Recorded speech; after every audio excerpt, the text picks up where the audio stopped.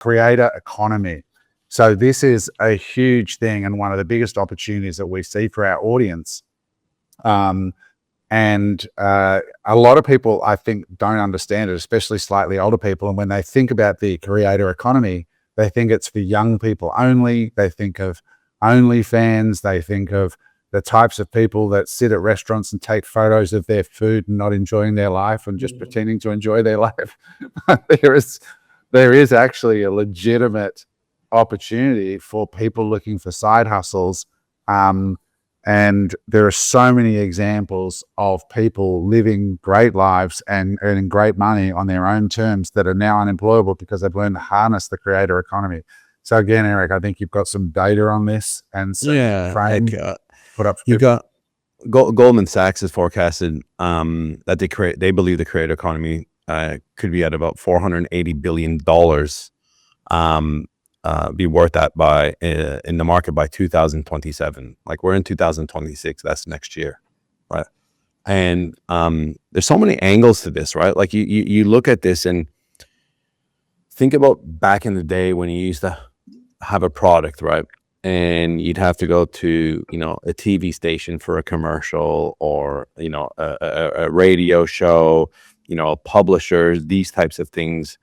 And now you're looking at products and, there's people making millions of dollars with a, internet connection and a laptop and a video camera. And that's what the creator economy, in my opinion, really is, right? Like the trust is shifting, in my opinion, right? To, individuals versus, corporations, operators versus institutions. And we can see it all the time. Like, look at the people that you guys listen to on YouTube, as an example. Those are creators. Like you look at Sam Bamford, who we just had on the podcast, right? I clicked on a link on his, and it's like, hey, help support, blah, blah, blah. And you can click on the link in his bio, and he's got these, 4 different levels of subscription that you can pay him now. He's got his clothing brand that he's funding. So that's what these are, right? Like we call them podcasters, like us as an example. Like we can go and say, hey guys, you know what, on this podcast now, what we're going to be doing, because we've been doing this for so long, not saying that we're doing this, but we're creating a subscription style model where we're going to be taking you in behind the scenes personally. And for that, you can pay $25 a month and we're going to show you whatever. A good example of that is the channel we constantly pump, which is Invest Answers with James. Yes. He has 570,000 subs, and then he has a paid Patreon. Yep. And I think people don't understand the power of creator economy. We had 2 pods last year where one guest came on and did about $4 million in sales off the back of the podcast.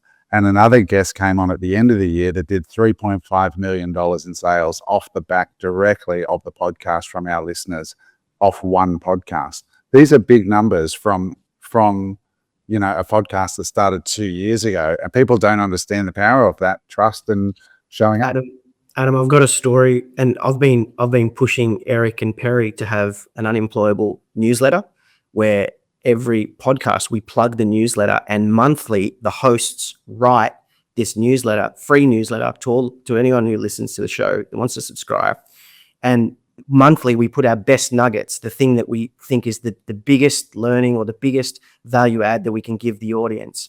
And to Eric's point about then having layers or tiered paid layers, I remember when you were doing Reliable, you had your VIPs at the event, and the VIPs got to speak, there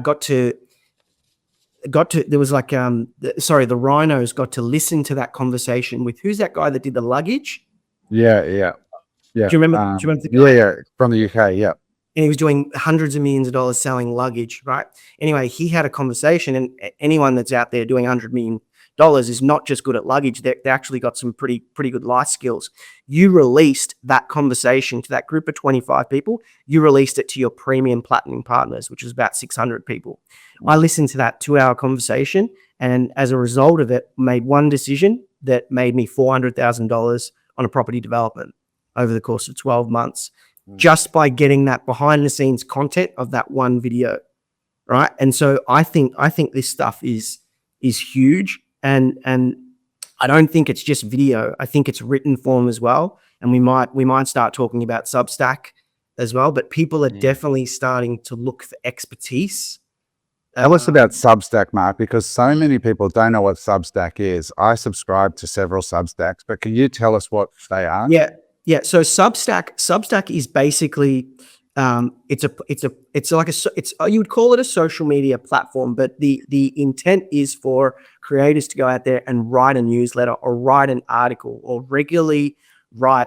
Some people do it weekly, bi-weekly, some people do it 3 times a week, some people do it monthly, and people write these more well thought out opinion pieces or value added pieces, right? So I'm following people on politics, I'm following people on markets, people on tech, and it's a little bit more than the slop that you just get on social media posts, right? Like there's so much more thought that goes into it.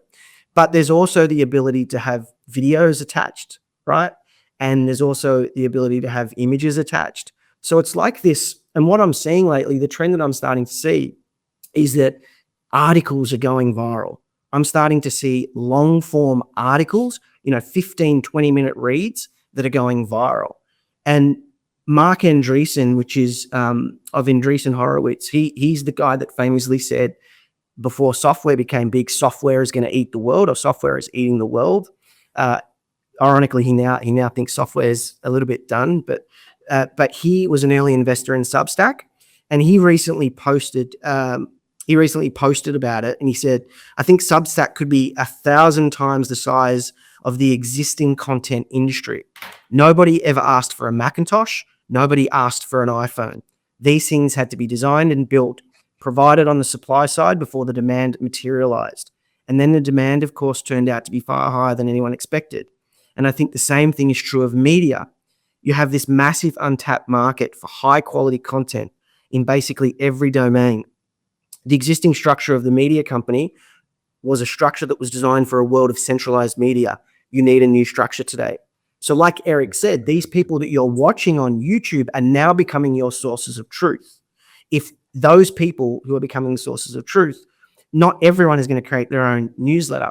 So Substack is kind of that area where you can go and you can follow your favorite creator. So he's saying it's going to be 1,000 times bigger than the current media industry.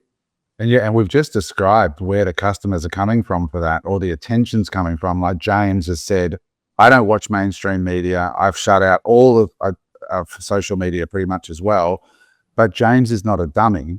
So he's looking for content worthy of his attention, basically is what he's saying. That doesn't try to get him angry. That's not a victim of the incentive structures that are ruining the world.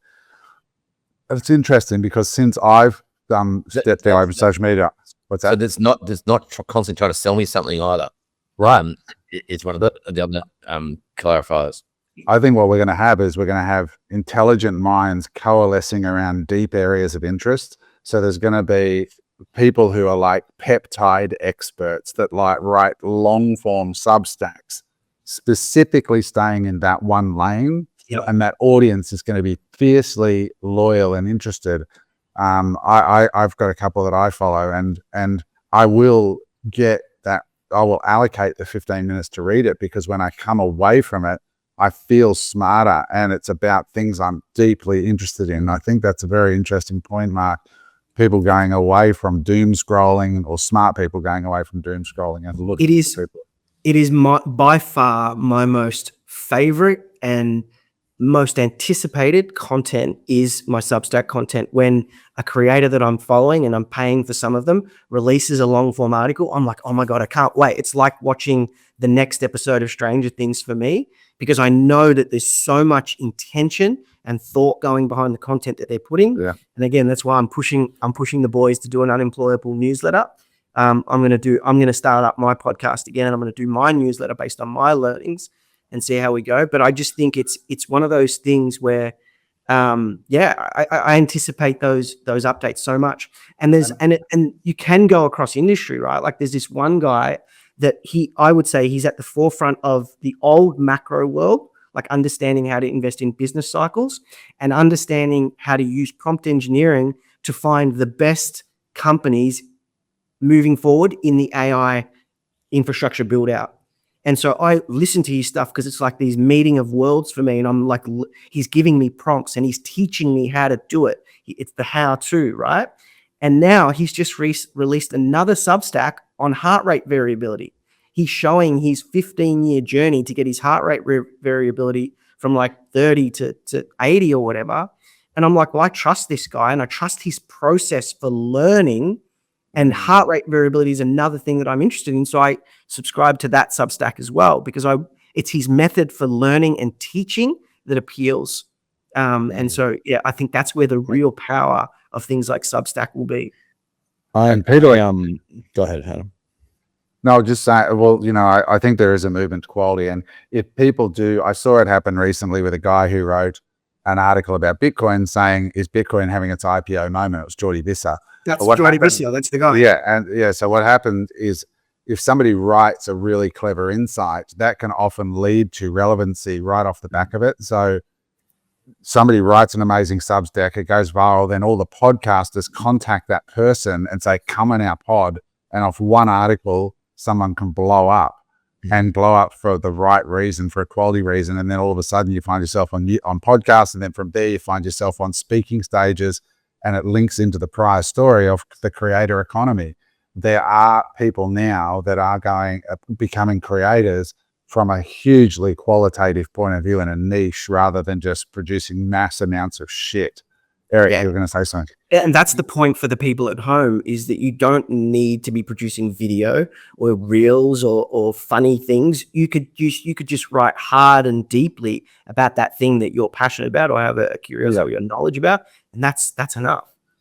And there's a few things here, right? Like there's reasons why it's growing so fast. Like when you think of business, right, and traditional business, like to do something like this, right? There's no, like early on, there's no staff required. It's you, right? There's no physical inventory. There's no warehouse, okay? Overheads are low. You scale it digitally, right? It compounds over time. This is the key, guys, here. It compounds over time. This isn't going to be instant. This isn't 1 week. This isn't 1 month. This isn't 1 year. It will take time, right? But when you start, like it's like us, we've now been doing this for almost 2.5 years. It's November, right? So what are we now? January, right? So 23. 2 years, 3 months, right? 2 years, 4 months or so. We've been doing this, right? Like we're a perfect example of Unemployable podcast, right? Now we're doing events. Now we're doing coaching. We're doing different collaborations, right? But like, let's give you a practical example, right, of a non-influencer. So someone that doesn't have, 100,000 followers or 1 million followers or whatever it is, right? So like, think of yourself. So if you're a property investor, right, and you go, okay, I'm going to share my weekly lessons on YouTube, and let's hope, and on my Instagram, and there's going to be 1 follower and then 2 followers and so on, right? You then start a podcast, whether it's once a month, whether it's once a week, whatever you do, right? And then you start interviewing people. You then build an email list, right? And that's similar to what we've been doing, right? We build email lists. We do events, right? Click on the register your details, you get an email. Now when Mark says, hey, let's send newsletters out, well, guess what? We don't have the newsletters to send out to one person. We have newsletters to send out to thousands of people. And then all of a sudden you create a community so you can, do coaching or subscription style model. But then what happens is the bigger picture is all of a sudden later, because you've got this deal flow, you've got all these people coming in, all of a sudden you could set up a fund if you wanted to. And that's where it starts, right? So you start, and then eventually step by step by step by step over time. And we're doing this in real time. Mark and I are working on something on the side, which is going to be something very similar, which is, the content creation piece, get the attention and go through this whole kind of practical example like I just explained to you. So let's think about it like this, right? The key, and I think you mentioned this before when we were talking last podcast, Adam, when we were talking about building personal brand. And one of the mistakes that you made was not going niche, right? A little bit, a lot about a lot as an example, right? So rather than going niche and going, I'm this person, right? And we're kind of doing that a little bit on the plug, where we talk a bit about property, we talk a bit about wealth creation, we talk about business and politics and different things. But think about it as like not business content or not property investing. Think about it as like, you know, you're helping Aussie tradies buying their first property. So you're a tradie, right? And you're doing it. So instead of going, hey, I'm going to go and teach everybody to buy investment property. No, I'm just going to teach tradies. And I'm going to give you an example. A friend of mine, right? Paul, he's a tradie. You know who he is, Mark, right? He's a tradie and he's big into Bitcoin now. He's big into Tesla. He's big into, 2 years ago, he wouldn't have known about it, but he starts listening to podcasts and different things and gets inspired. And he's teaching me about it now. He knows more about things than I do because his wife is telling him, you know what, we used to watch Netflix shows. Now I'm scared that he's going to be like, hey, babe, you want to watch the shareholders meeting with Elon on Tesla? Like that's what all he watches now. So he's teaching me, but I'm like, man, like what you should be doing, right, is you're a plumber, you're talking to trades. Most trades don't talk about this stuff, but guess who they're going to listen to? They're going to listen to me. They're going to listen to you, right? Because you're relatable. And these are the things. So if he wanted to, as an example, I'm not saying that he would, but this is a perfect example of going, you know what, actually, you're right. I know a lot about this stuff. I can actually talk about this stuff now, and I can target a specific audience, right? So Eric, remember when we were in Dubai and we were told the story of the guys that came in as a Javanese or Sri Lankan labor that were working in the work camps? Yep. And he got a hold of a smartphone and started documenting his day. I follow him now. Yeah. And now the guy is working as an influencer in the economic zone in Dubai, where the government are funding him into his own studio to produce content. So he started as a Bangladeshi laborer on those sites, and now he's got his own company in an economic zone in Dubai specifically to support creators. That's the power of what you're talking about. Yeah. Guess who's following him? I guess loads of other laborers that are on those sites, and now he's liberated himself. So the biggest thing here, right, is the belief in yourself that goes, you know something and you're passionate about something. But the thing is, most of us, it goes, who the hell is going to listen to me? And I was in that same mindset 2.5 years ago. Yeah, this is a good idea, unemployable, but like, who's going to listen to us?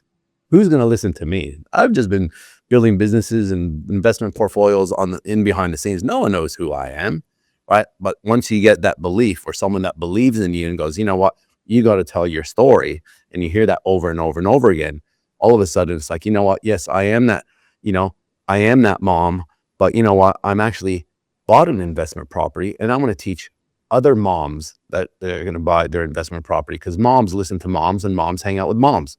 You know what I mean? We don't have to be everything to everyone. Brooke's a great example. She was a school teacher, and then she learned to do remote sales, and now she teaches other women how to do remote sales. Just women, how to do remote sales, those millions of dollars a year, and now lives in Bali.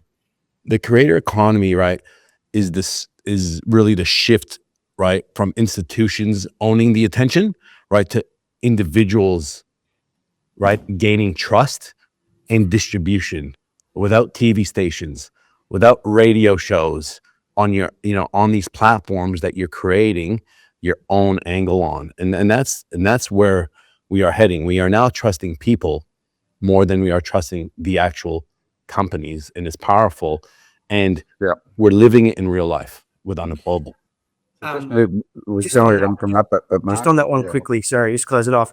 Everyone's probably heard of Anthony Robbins, right? The premier world's best life coach, whatever. He was on a podcast with the Moonshots crew, and the Moonshots crew are basically these legendary geeks that come on and talk about AI and like the most forefront topics of artificial intelligence and where it's going. Anyway, he comes on because he's friends with Peter Diamandis, the showrunner, and he says, what they ask, what are the things that people need to learn to survive and thrive in the AI transition? And Anthony Robbins said these two things. He said, number one, learn to view yourself as a creator. All right. So for people out there saying, I'm not a creator, it's not for me. I think the essence of being human is creativity. It's creativity and love. That's what makes us different from animals and everything else, buildings and all other atoms and things in the world. It is creativity. So everyone is creative. Learn to view yourself as that. And the second thing he says is resolve to be a person who determines to find a way. And with those two things, you have everything required to win in this transitional world that we're moving into. And talking about the creator economy and podcasts and the non-mainstream media, or you talk about Tony Robbins. He used to be, you couldn't not miss him on the infomercials. He was all over conventional television. Now he's doing right now. If you look at it, he just did one with Alex Hermosa yesterday. I watched that at about 2:00 this morning. He was on Joe Rogan. He's just doing the rounds on all of the Building an event. Probably building his profile again. I think he's got an event coming up. Oh, 100% for sure. But I'm saying you've got Tony Robbins is formerly pretty much untouchable or hard to access on Theo Von as well. I mean, the comedian, he's doing all of the headline podcast to build his profile, correct, Mark, for an event. But he's using the non-mainstream media or the creator economy platforms to build his brand again. I would say, and for business owners, that's why I think ads. You shouldn't become reliant on ads. Like, I think there's a lot of successful entrepreneurs, e-commerce guys who you're seeing have tried to start new brands after they hit it big with their first brand. Back in 2018 to 2022, and they've tried to start all these other brands, self-included, right? And these other brands have failed, and you're now starting to see those stories come to light, and that's because the macro is changing. The model is changing. We went through a boom in demand, and we had like advertising, which was relatively cheap. There was an arbitrage there. Now that advertising is becoming flooded, and the demand is coming off. I'm shocked, Mark, that we are not inundated with more businesses trying to give us money. I'm shocked because so many of our guests are like those guys that came on last year and did 3.5 million in sales off one pod. When what the hell just happened? They said, we've been running ads, we've been doing this. When you come on your podcast, we did $3.5 million in sales.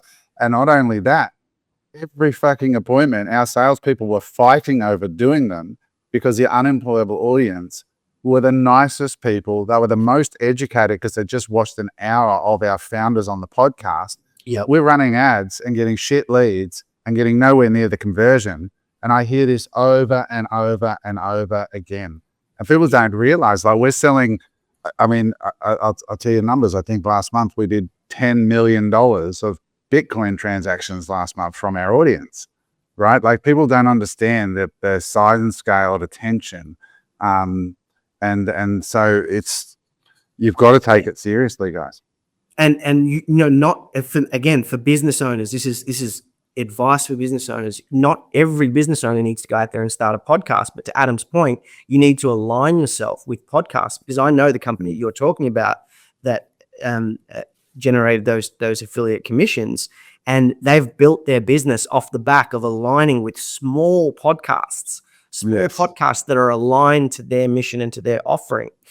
By far, in 2026, podcasts are the most underpriced media and attention. And couldn't agree more. Newsletters equals the capture plus conversion and ownership of that client. And It's even like this little consumer product that I've got on my desk at the moment. This is one of our followers that we showcased. I just did a shout out for that. And they did thousands of dollars of sales of these electric toothbrushes. I wasn't getting paid, no affiliate commission. They're like, holy shit, we're spending all this money on ads.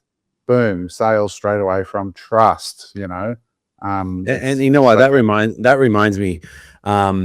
Let's remind people again. I want to continue to do this. We talked about it, then we just stopped talking about it. If anyone does have any cool products, right, that they want us to advertise on Unemployable on the Friday podcast, right? We'll just do it for now. We're just going to do it for why don't we local open it up businesses. To content ideas as well, Eric? Why don't we, like anyone out there that's writing an interesting newsletter or producing interesting content? Like, we're probably getting to the end of there's a saturation of products out there. I want to hear from people who have really exciting educational A information. good example of that, Mark, is one of our listeners who started his own YouTube channel that's niched into teaching people how to create AI music. Matt St. Onge down in Melbourne. Yes. And he started that channel as a side hustle, and now he's getting sponsored by Suno, which is one of the biggest AI companies in the world in the music space. Is it Suno or Sunos or something? Sonos, the speakers. No, Yeah, it is Suno. Suno, yeah, it's an AI music tool. So yeah, let us know. Keep those flowing in. DM. Yeah. So if you guys have any good ideas or service-based businesses or products, or let's just start with getting some emails. Send it to hello, HELLO at unemployable.com.au, and we'll get the team to vet through them, and then we can we could discuss it. Like I'll just give this a shout out as an example. This is the Jambuvi toothbrush, JAMBUVI. Simon and Tammy, who are listeners of the show. The reason I showcased it is look at the. Oh no, that's coming up, but that's a red light therapy built into a toothbrush. So you clean your teeth, and at the same time, it's doing red and blue light therapy in your mouth as you clean. So it's killing bacteria, stimulating blood flow. And I did a shout out because I mean I'm the best guy to endorse anything to do with teeth, right? But I've been using the same. I just put two and two together. Yeah, they're like Adam's the guy when it comes to teeth.